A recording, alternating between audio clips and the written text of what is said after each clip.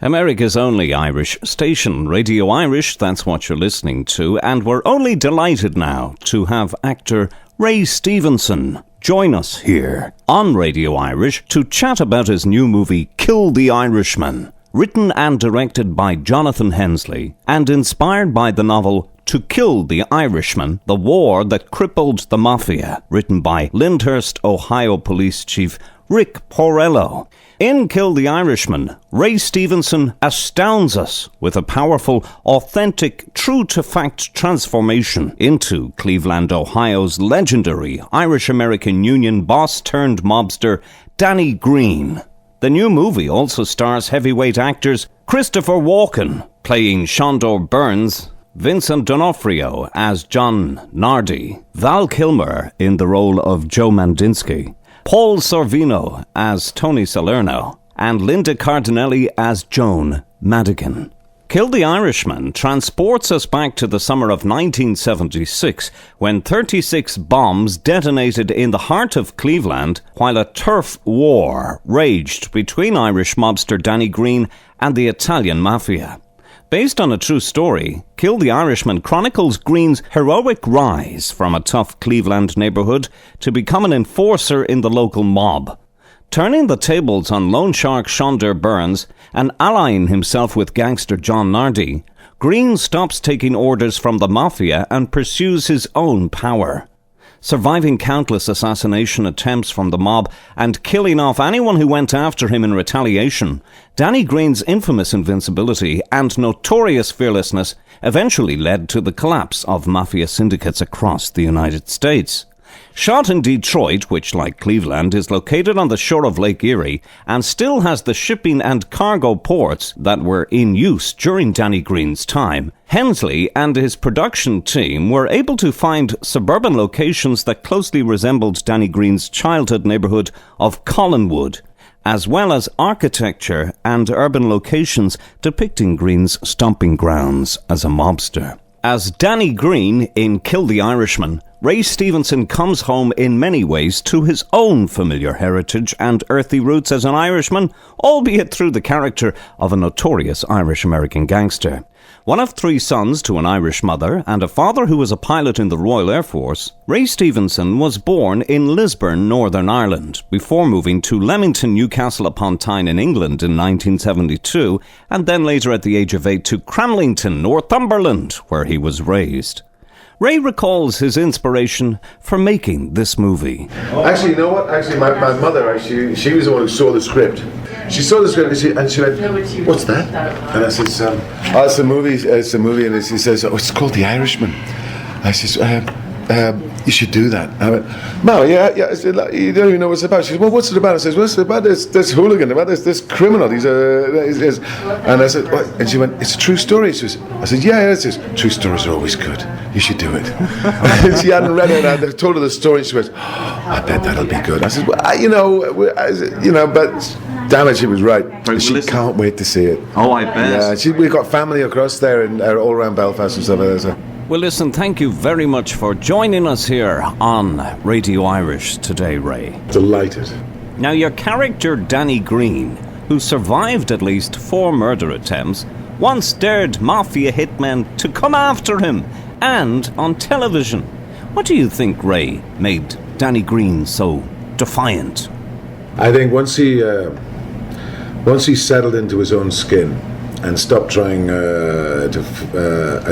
what he had been preconditioned to aspire to joining the fraternity of the Italian American Mafia, he basically felt that he knew he had a code of honor, which was either a criminal code or a warrior's code. He'd never been to Ireland. He'd never been. He even mistook a picture of the Liffey. He thought it was the Cuyahoga. But something started to resonate, and what it's like when you hear the drums, you hear the bowing playing or stuff like this. There's something, or even there's a religion that's even older than Catholicism. But you know what I mean? You start to feel a connection to something older. It's a spirit. And once Danny got in his own skin, and he says, "You know what? You're not all that." Right. And I remember that piece, in fact we used it in the movie, where he says, somebody says, Why, are you not scared? You're out here in the open. You're sitting here. You're not thinking that the mafia are going to come after you. What keeps you safe? And he says, I think if I remember the line correctly, he goes, I'm an Irish American with the grace of God on my shoulder. And if any of these maggots from the so-called mafia want to come after me, I'm not a hard man to find. And he was just in their face. And he really felt he had the grace of God on his shoulder. And I think, he wasn't foolhardy as well. Bullets didn't bounce off and everything. But there was another plan at work, because he'd struck a deal up with the FBI. So he was getting little tip-offs just ahead of time when there was a suspected hit or a suspected attack. It was his way of playing the game, right. Just keeping a bit ahead of his enemies. So that was his way. He'd give him a little bit of information on this. He'd get to find out if there was, a hitman brought in and traveling around here. And indeed, they do tell him that, they brought in some serious guys towards the end, and nobody could protect him at the end. But he kind of knew it. So would you imagine that he had any friends in the FBI? Associates. One of his friends was the policeman he grew up with. And indeed, I think he even took Danny's son under his wing to make sure he didn't end up in a life of crime as well. But they both grew up in Collinwood and both grew up in Cleveland, and they were just two sides of the same track, two sides of the same coin. And one went in the police force, and one was a life criminal. Right. Well, now, Danny Green, who was killed in a car bomb in 1977, has been described as an enforcer, an embezzler, a union boss, an FBI informant, like we were talking about there, and a father of 5 who loved Irish folklore and helped the needy in his Collinwood, Cleveland neighbourhood. For instance, Ray, he bought turkeys for Thanksgiving and Christmas and gave them out to the poor. Do you think that he saw himself as a gangster, Ray? Or did Danny Green think he was just doing the right thing? No, I think he knew he was he knew his life path, his life journey. He was a career criminal, right? I don't think he would have fooled himself to think or feel otherwise. That's where his life had led him. That's what his life was about. That's what he knew. He had his intelligence and a mind on him, and but that's where he gravitated towards. I think in another era, in another time, Danny Green would have been a warlord, a feudal lord who may well have been knighted if he was on a certain winning side. Do you know what I mean? And then and had one of the great families, the Greens of Green or whatever, But in this day and age, people like that don't get knighted, But you look at any great families, any great wealth on the planet, and you travel it back far enough, you'll find a great crime, invariably. And why do you think the world of movies hasn't really shone a spotlight on Danny Green until now, Ray? I know, I thought about this, and I was talking to somebody about it before, and actually I think the big glamorous sister of New York took all the glory. It was always about the New York families, the New York syndicates, the New York mobsters, and all this and that, or Vegas, or or Atlanta. Cleveland sort of just was quietly left, and surprising. But then again, turning Cleveland into the bomb capital, it was car bombs. It wasn't just wise guys against made guys and this guy against that. It was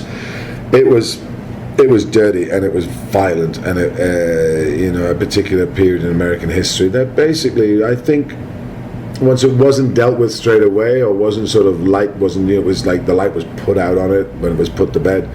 Not to see the light of day and not to be shouted about, because it didn't have, there wasn't the glamour, right? The Italian gangsters, the mafia gangsters who were operating there, were not as glamorous as their New York counterparts. And the fact then also that this crazy Irishman took him to task and went to war with him, and they never recovered.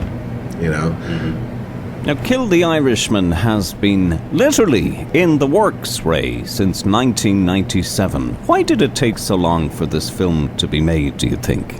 It's an independent movie, and whether or not they tried to garner the support of major studios or whatever, and it didn't happen, but the tenacity of those involved didn't just want to let the project die. A lot of movies that don't make it first time round with the big studios, they just get dropped because they're either the hot potato, they're either the new thing. When it's yesterday's news, people say, somebody else bailed on that, I'm not going to put my faith in it. Everybody's trying to hedge their bets a bit. But the tenacity has actually made this come to life, and sticking with it and believing, it's a good story, it's worth telling. And I always maintain, ask yourself a question: is there a need for this to be told? Is there a need, even if it's just pure entertainment? Yes, there's a need. And I think with this, there was a need to tell this story, this particular period about American history, Americana.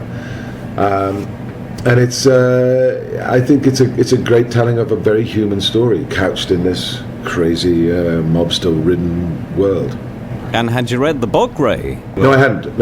But when I read the script, things started to resonate. I thought, hang on, I haven't read the script before, so what is it?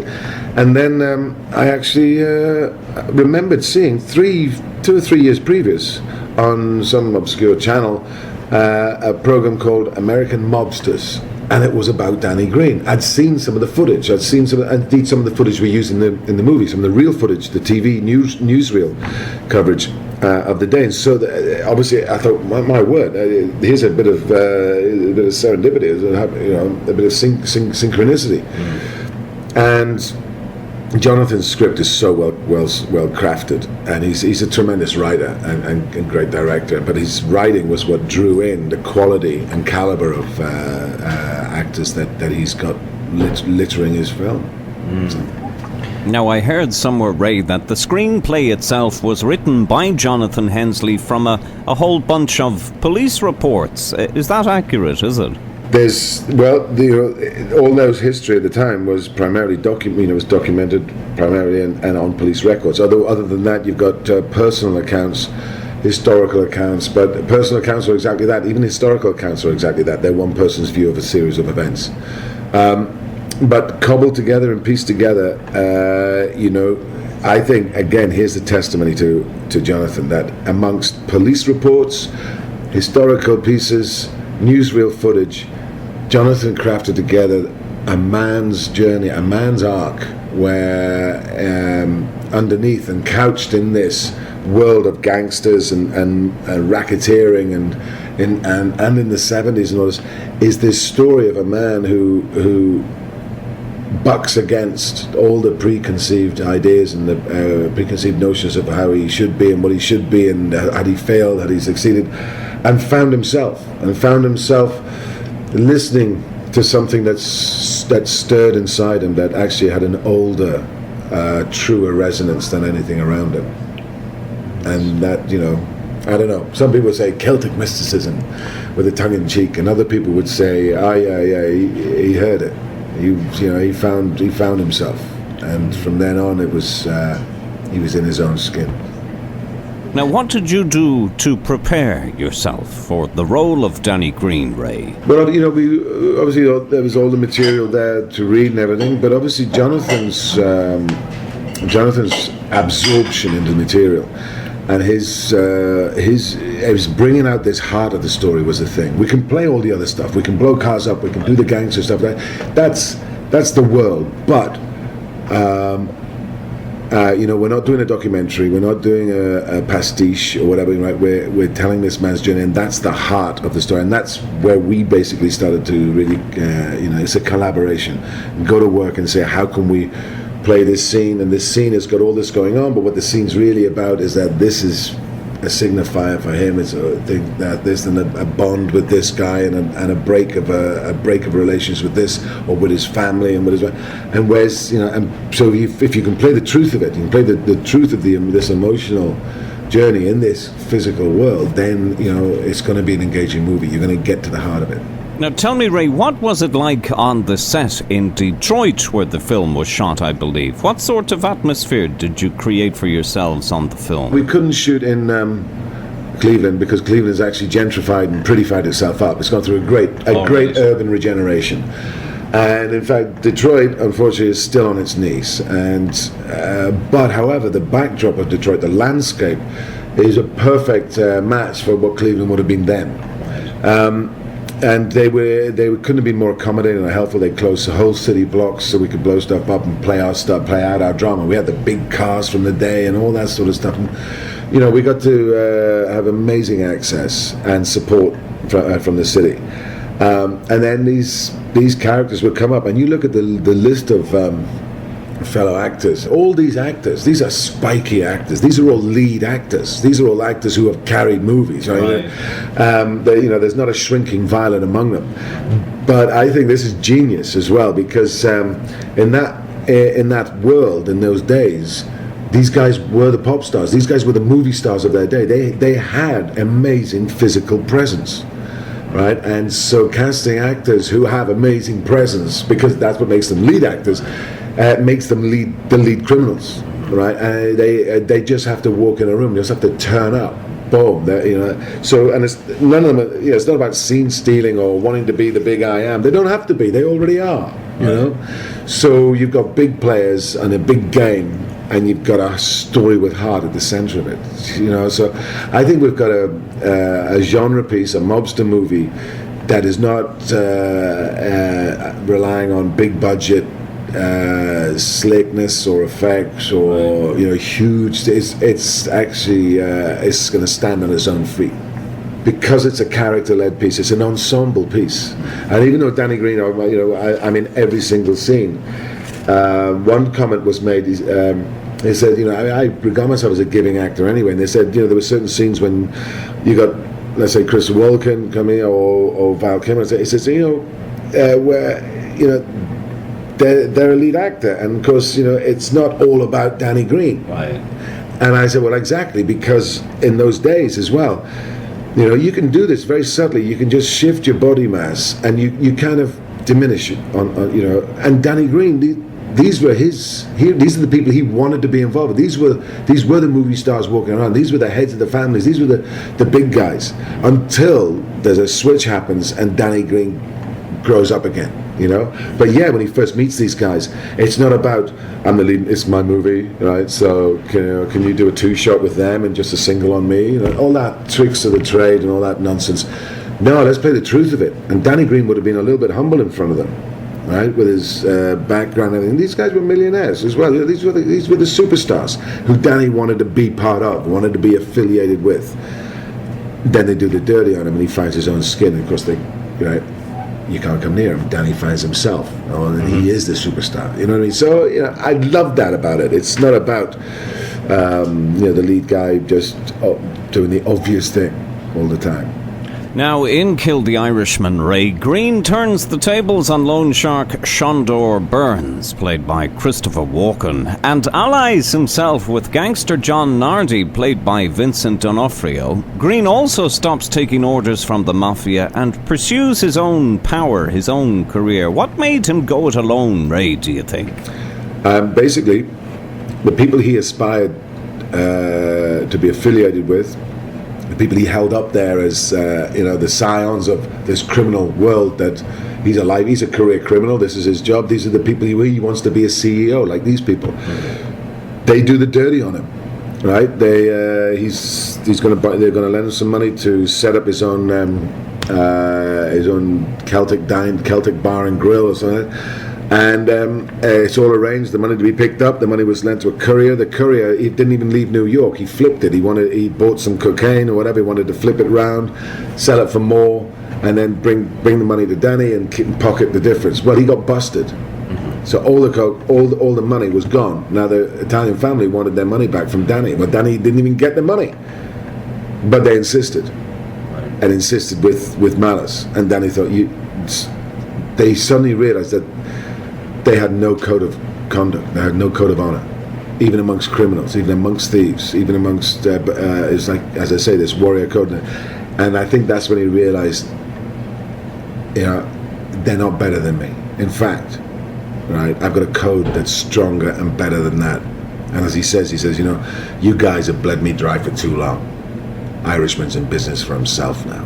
And he set up his own crew of noble Irish stock, as he called them, and basically went to war with them because they brought the war to his door.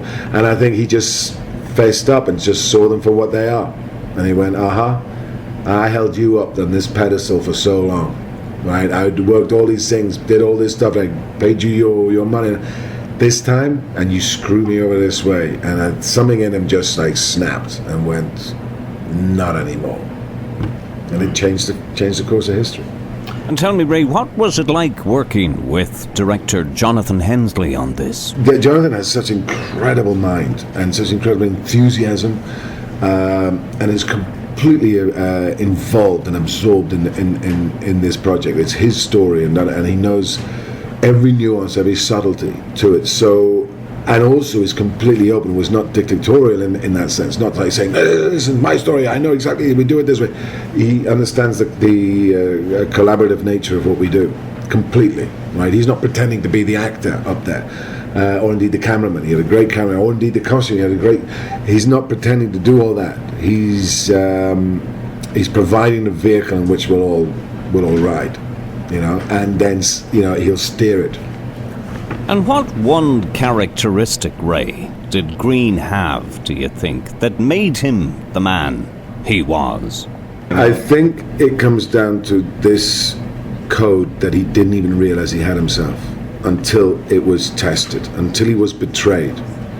Right? He's been a scrapper all his life. His life has led him into being a career criminal and all this sort of stuff. But when the very people that he's been aspiring to, when they put the knife on his back, there's something kicked in, and it was just like, bollocks to you, right? You're not better than me. In fact, I've got a code, right? People will die for me about a loyalty, not for the promise of money. It's not about how many soldiers you have. It's about being the soldier. And I think that's why in a different time, he would have been that feudal warlord. People would have followed him into battle. Not because they were being paid, but because it's Danny at the front. He was one of those last great figures of in-your-face, stand-up guys, whether positive or negative. Or, after this, they all went underground and all got smaller, sophisticated crimes and all this sort of stuff. But this was the last foray into the largesse of this world. Well, listen, Ray, thank you so much for joining us here on Radio Irish today. Sean, you're very welcome. Anytime. The great Ray Stevenson, who plays Danny Greene in the new movie Kill the Irishman, directed by Jonathan Henslleigh. And sure, we're all looking forward to going out to the cinema and enjoying the movie. Visit www.killtheirishman.com for cities and showtimes near you, or just click the Kill the Irishman logo right here on the front page of RadioIrish.com. And we also know Ray Stevenson from major hit movies and television series like HBO's Rome and Marvel's Punisher Warzone and The Book of Eli. Stevenson also stars in Thor, the movie, coming out soon in summer of this year. And anyone who knows their Thor will know that Stan Lee had a lot to do with the more recent, more contemporary legend of the God of Thunder in the Marvel comics that Lee created for us over the past half a century. Sure, didn't I used to buy me own Marvel comics in the local corner shop when I was a child growing up in Dublin? So watch out for Ray Stevenson in the movie Thor, and he'll also be swinging from the rafters as Porthos in The Three Musketeers, directed by Paul W.S. Anderson, and also starring Orlando Bloom and Mila Jovovich, who incidentally is married to director Paul W.S. Anderson. So that's coming out too. So it's all systems go for Lisburn-born actor Ray Stevenson in Kill the Irishman as he plays Danny Greene. And make sure to visit the official Kill the Irishman movie website there. Click the logo right here on Radio Irish. Right, well, that was great fun altogether speaking with Ray. We all wish the actor the very best as he goes from strength to strength on our big screens. Oh, and you must pick up a copy of the book Kill the Irishman, The War That Crippled the Mafia, written by Rick Porrello, and it's an excellent read, a definite page-turner, so it is, and it has been repackaged because of the movie, so you even get to see Ray Stevenson on the front cover as Danny Greene. There he is there, you see, with Christopher Walken and the lads coming in behind him there. And sure, when I open up my copy here of the book, which was given to me by Ray just after our interview, you'll see that Ray has even autographed it for me there. Huh? A generous man indeed. Isn't it nice to meet somebody so famous, yet so down to earth at the same time? Not often now you meet anybody like that. America's only Irish station, radioirish.com.